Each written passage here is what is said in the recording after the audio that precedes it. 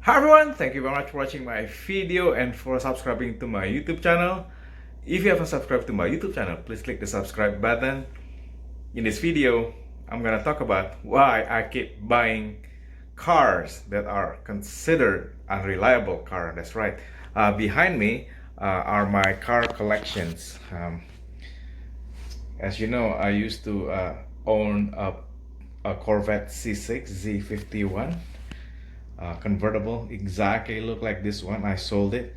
I drove it probably around 2 to 3 years. It was good, and I don't have this yet. It's in on my waiting list. Is the thing is, I don't buy a car if I don't have the money. If the payment is way beyond my reach, so I just don't touch it.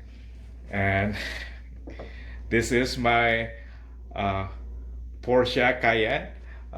The story about the Cayenne is very interesting. What happened? I had a neighbor back in Maryland. Actually, I don't know who he is, but he has a really big house, and there was a Porsche Cayenne GTS. That's right, Cayenne GTS. It is a beautiful car. Every time I drove my Corolla, actually I had my he owned the Cayenne until now. It's been like several years, so I had different cars. Actually, I had Corolla, I had Corvette, I had Hyundai Sonata, I had Jaguar XJR. But anyway, the red Cayenne that this guy owned was always there, parked in front of his house. It has the 22-inch rims. I mean, it is a beautiful Porsche Cayenne GTS. Every time I pass by his house, I'm like, man, I wish I will drive one of those Cayenne because it looks beautiful. I know, right?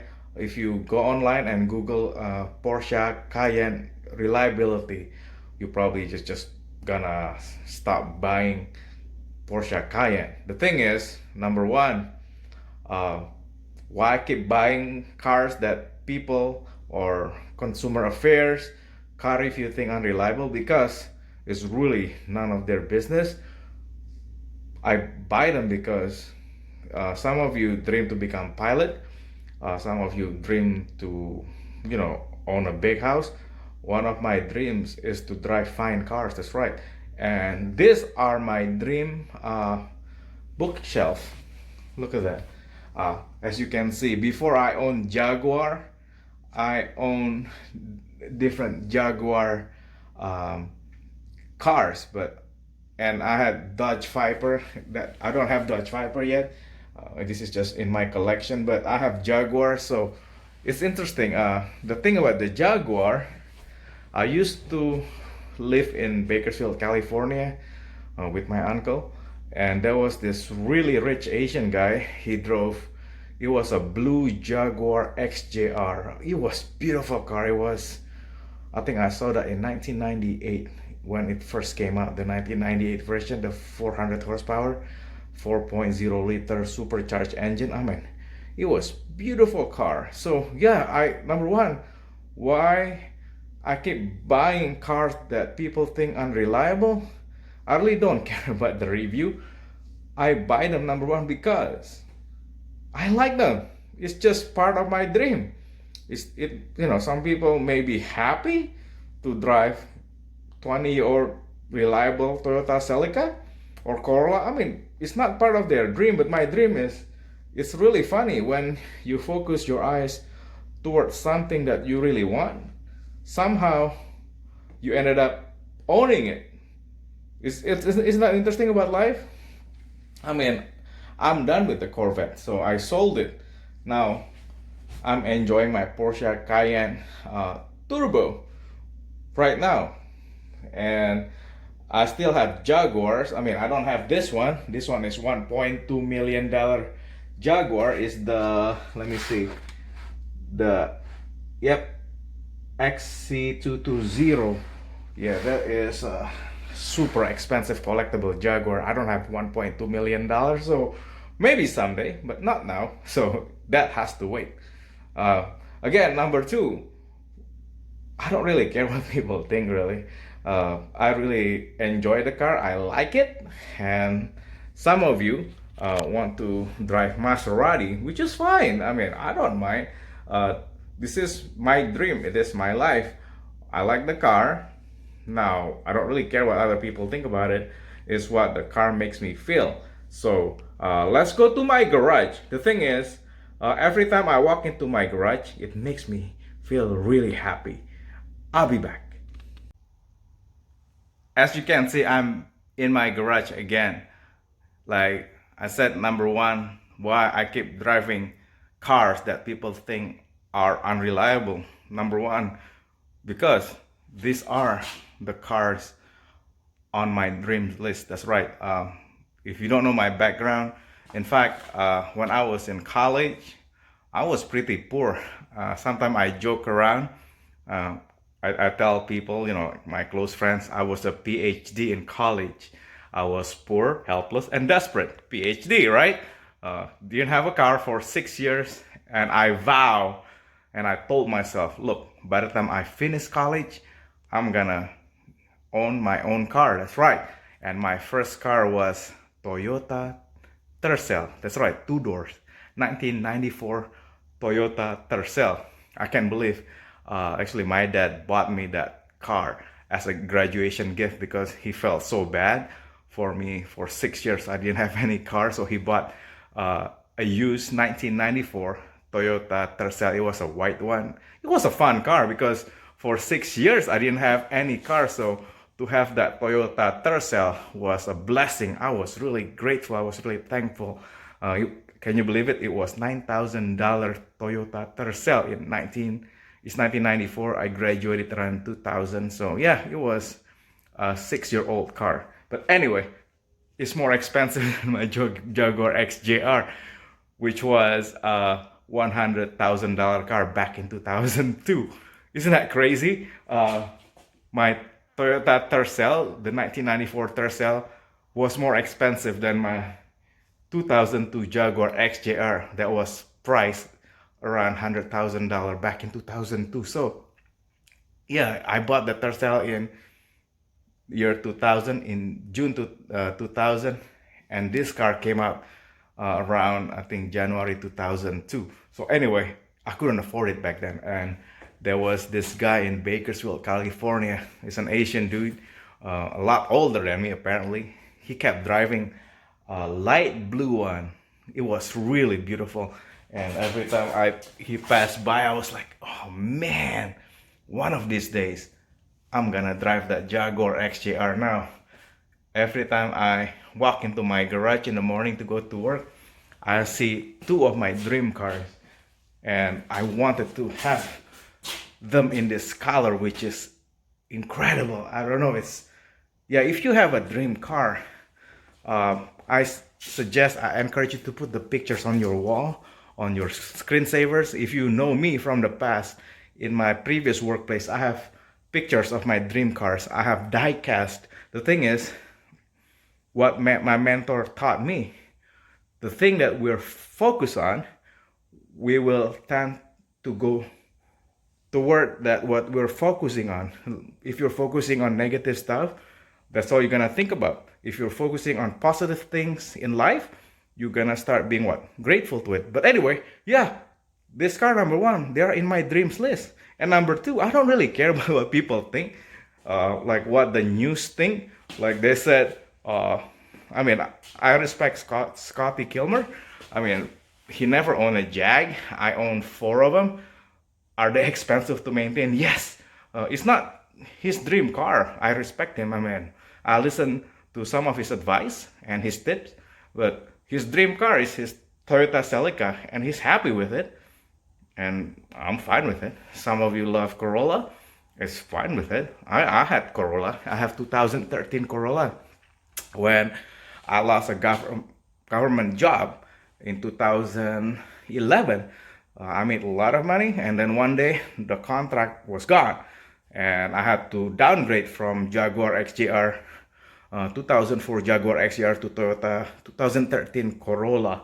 Corolla was fun. I mean, I drove that Corolla for 3 years, and I had Hyundai Sonata, so I don't mind driving cheap car. The thing is, it's okay to drive your dream car within reason. That's right.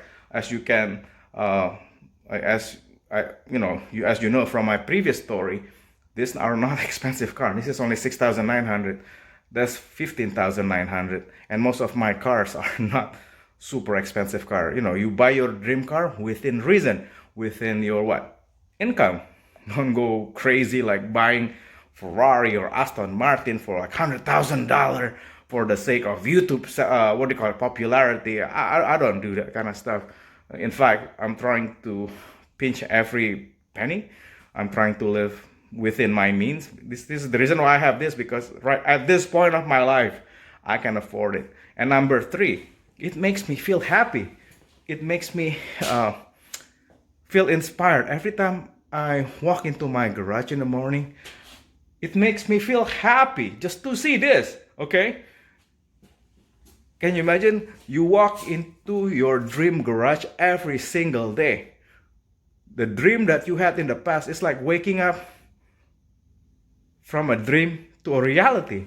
Like if you haven't been to a Jaguar, into a Jaguar XJR interior, I suggest that you go somewhere if you see one and ask the owner, hey, do you mind if I sit down in it? And I did that. And for those of you who knows me from Maryland, Burtonsville Car Show, once in a while I ask people, I mean, it's kind of a weird question because not everybody will respond positively, because you gotta be friendly. You got no motive. You just wanna ask them, hey, do you mind if I sit down in your Corvette C7? And most people will say, yeah, go ahead, sit on it. And again, with the Jaguar, I asked a guy who owned Jaguar XJR back then when I was PhD, poor, helpless, and desperate, can I sit in your car? And I was like, oh my God, this car is so nice. I'm like, smelling the leather. And I kept focusing in my mind, one day I'm going to drive this car. One day I'm going to drive this car. And I'm just so excited that every day that I walk into my garage, and when I close this door like that, I'm like, oh my God, I'm in my dream car. And then I'm like, I feel like a little kid again, like I had the toys back then. Now I actually is inside the real thing and driving it. And look at that, in this wood interior. I'm just ecstatic. And when I'm bored, I don't get bored. I just want to switch to another car. I just walk right here. If you haven't been inside a Porsche Cayenne, it feels like a first class, what do you call that? Airplane. That's right. It's just amazing car. Oh my God, it's just, oh, look at this. Oh, look at that interior, the steering wheel. It's just amazing. And I deliberately bought the one with, what do you call it, moonroof, whatever you call it, this thing is. But I've been wanting to have something like this because I had a Corvette convertible. The thing is, for those of you who have driven a convertible, once you drive a convertible, it's kind of hard to switch to a regular car, right? So again, guys, why do I keep buying cars that people think are unreliable? Unreliable means relatives. I mean, sometimes it's the truth, because mechanics knows. Like Scotty has had years of experience fixing cars, so he knows which cars have been giving people a lot of problems. But yeah, if you really want reliability, follow his. But if you just want to follow your dream, you can buy cars that is within reason. That's right, like this Porsche Cayenne Turbo. Yeah, I kept watching that guy in Maryland. He's a rich dude, man. He got nice Range Rover. He got that Porsche Cayenne GTS with the 22-inch rims. I mean, it's gorgeous, red one. Every time I pass by it, I'm like, man, one day I'm going to drive that car. And guess what? Here I am today, owning a Porsche Cayenne. Well, it's not GTS. Turbo. It's even better. The GTS has 450 horsepower. This one has twin turbo with 500 horsepower. Yeah, it's crazy, right? Did I buy it brand new? No. I bought it used. Again, don't go crazy and go above what your mean. Like, this is only like, what, $275, $76 a month, and soon I only owe like a little bit more, and I'll pay it off free and clear of payment. That's right. Again, I didn't buy it when it was $121,000. Whoever bought it the first time, probably an ultra rich person, and I'm far from ultra rich. But anyway, this is my dream car. Again, number one, this is my dream car. It's really weird. I would put it on my dreams list. I have a written list. I have a journal. I have a screensaver, and I have, what do you call that? I print pictures like from desktop wallpaper. I put on my wall, and I keep looking at it. And guess what? Whatever you're focusing on, for some reason your life will go toward it. It's crazy. I mean, I wanted to drive a Corvette convertible. I drove it. Now I'm just going through my list. Before I die, I want to drive as many nice cars as possible. I may not be able to drive Rolls Royce or Bentley because they are in I'm outside my price range, but I'm enjoying it.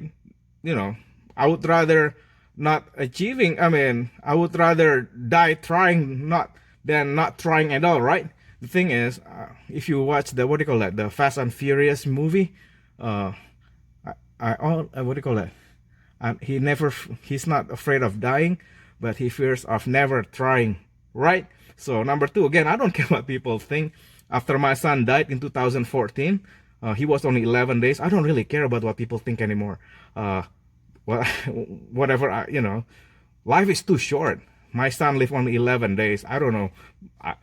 Some people in the 40s, like my age, like my friends, they're already died. So I don't know when my turn's gonna come, but we will die for sure. The thing is, what we're gonna do with the time that we have left matters, right? So anyway, number three, these cars make me happy. Every time I walk into this car in the morning, it makes me smile. It makes me feel like a little child again. And I'm not worried about the financial stuff anymore. The thing is, you buy cars that you can afford.